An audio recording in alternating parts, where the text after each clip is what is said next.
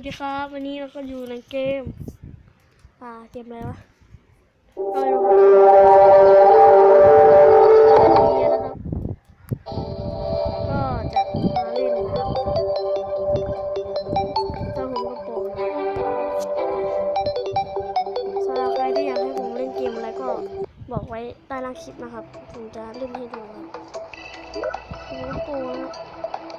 อะไรอย่างนี้ทำได้ทุก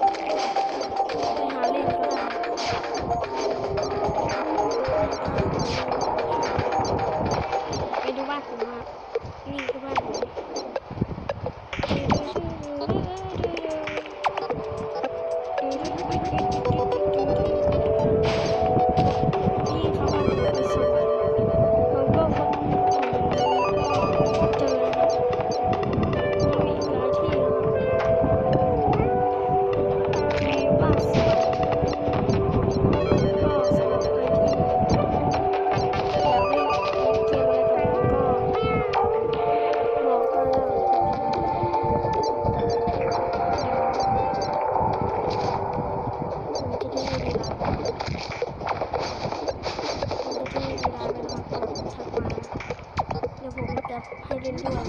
ย